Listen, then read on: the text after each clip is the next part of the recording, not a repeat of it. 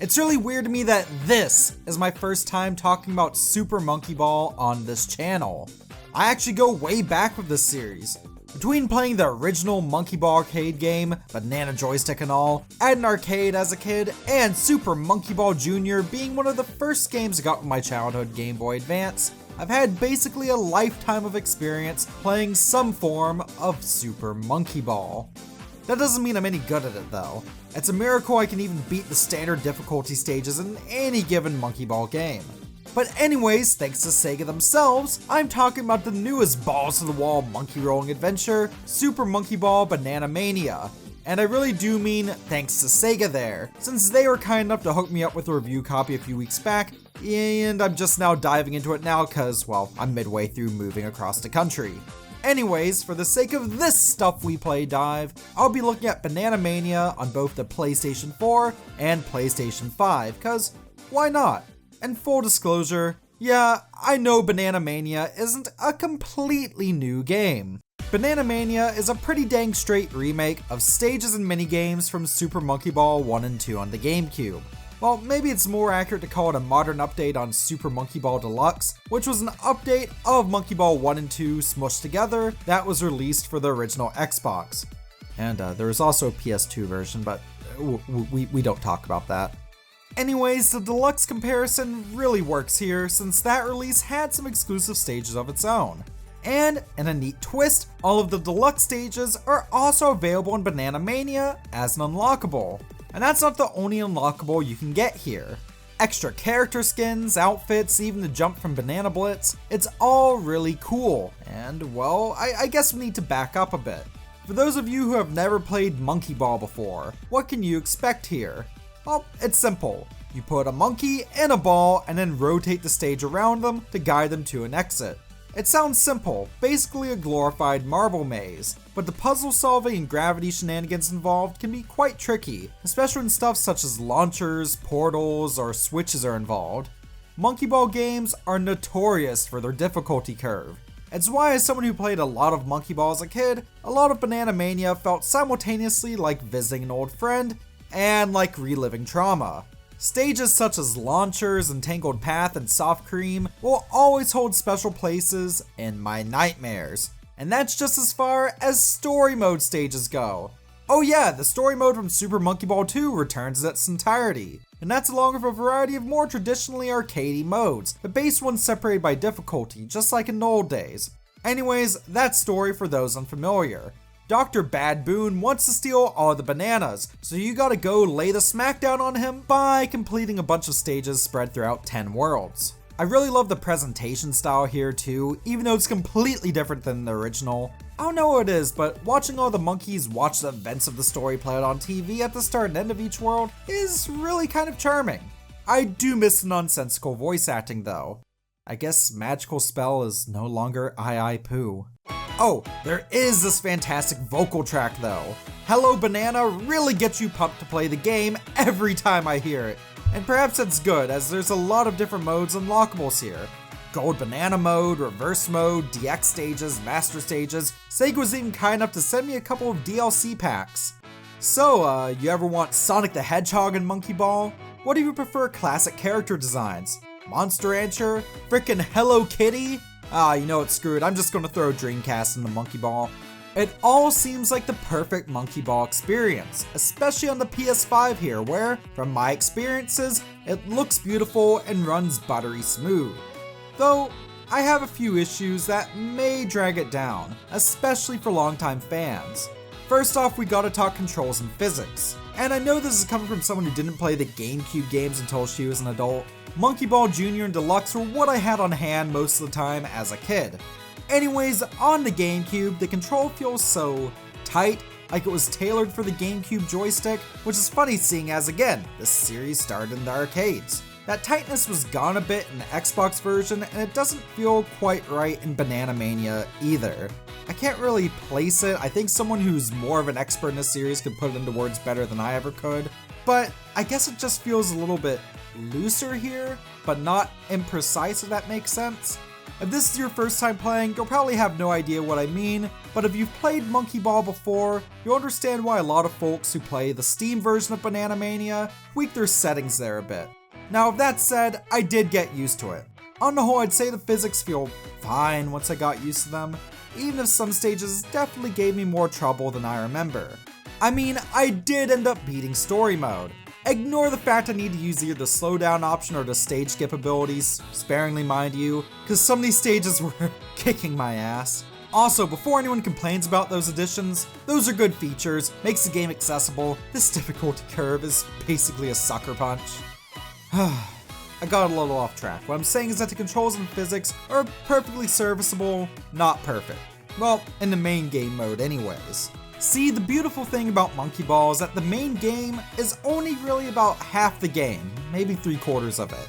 If I have a friend over or my fiance is bored and they say, oh, let's play Super Monkey Ball, 9 times out of 10, they mean that they want to play the mini games. And instead of going through all of them in depth, I instead sat down with my fiance and made a tier list of all of the Banana Mania mini games.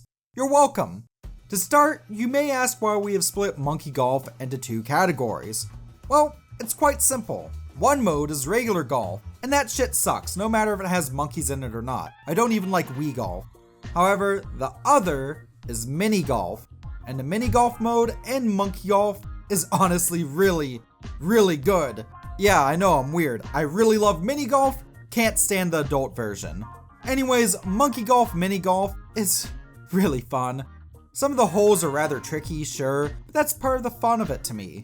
Overall, this is one we come back to on the regular, and I mean for a full 18-hole set. The same goes for Monkey Pool, which my fiance is really dang good at. Like, dang Xander, you really kicked my ass here. It's the little things that keep the spark alive after 5 years, and that includes monkeys in a saloon.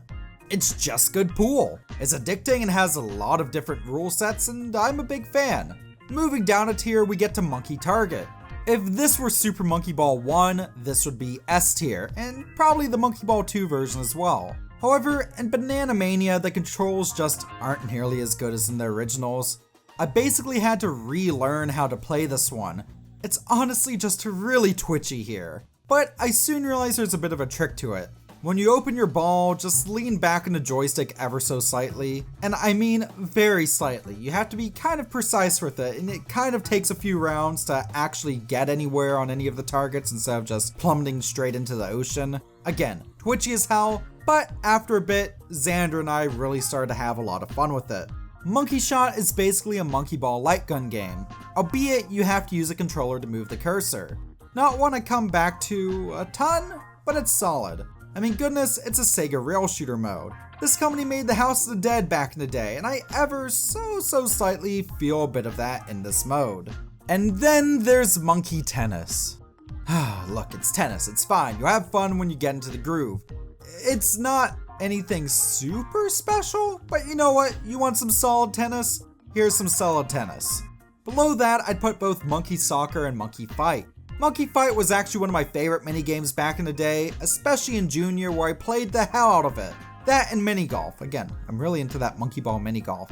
But I don't know, as far as this and Monkey Soccer go in Banana Mania, these two feel fine here I guess. But for Monkey Fight especially, I feel like you need at least 3 people to truly have fun with it. But again, it's not bad.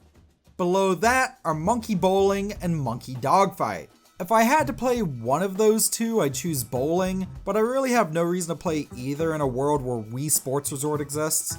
The controls feel so imprecise to me in these two, especially bowling. While I don't dread the thought of playing them, I could really do without them. And as for Monkey Baseball, I don't know, the physics here just feel off to me compared to the original. Maybe I just suck. That could be it too. Finally, we come to Monkey Boat and Monkey Race, the 2 racing games, and I didn't like either of these in their original forms. A Monkey Race, I think it's because you've gone from controlling the stage to controlling the monkey itself, but with the camera angle used here, it feels like you're still controlling the stage, and it's kind of a weird shift. And in Monkey Boat, your boat just feels completely weightless. Don't play those two, just don't. There's so much better stuff here, except basic golf. And I mean boring adult golf, not mini golf. That adult golf just sucks. But on the whole, Super Monkey Ball Banana Mania is really fun. I heard reports of glitches, but I only had one throughout my hours of playtime here, and seemed to stop after my first day of playing. Basically, on 2 different occasions that first day, I was playing one of the challenge modes, nearly died, pressed the retry button from the menu, and it restarted me from the beginning of a set of stages instead of the stage I was on. I especially loved it when it happened on the final stage of Monkey Ball 1 Advanced Mode. Very nice, Banana Mania. Very cool. Also, I don't know if this is a glitch, but look at this replay right here. How did I beat the stage? Do you see that jump? I have no idea what I hit. I did not have the jump turned on. This was before I even unlocked that ability. I am so confused. People in the comments, please just tell me what I did here. But yeah, on the whole, the game's solid. The only thing I haven't commented on in depth so far is the soundtrack, which is available here in both its original form and in a new remixed form. Both versions of all of these tunes are incredible, by the way, and you've been hearing a mix of both the original and remix soundtrack in the background throughout this vid. While I can definitely see why serious diehards may want to either stick with the Steam version, which they can tweak the control settings on a bit more, or even just stick with the original GameCube copies, for more casual fans or series newcomers, I think Banana Mania is the perfect place to dive in. Or perhaps diving in isn't the right term here. I guess you could say it's the perfect place to blitz in, banana blitz in if you will, which I guess doesn't make sense as a joke because that game also recently got a remake. Anyways, that's it for today's video. Thanks again Sega for hooking me up with a copy of Banana Mania. I honestly had a lot of fun with this one. And on a personal level, it definitely got me interested in the Monkey Ball series again. I'd like to thank my Patreon patrons, YouTube channel members, and Twitch subs for helping support what I do, especially right now as while I'm recording this, I am partway through a move and 2 weeks out from my wedding.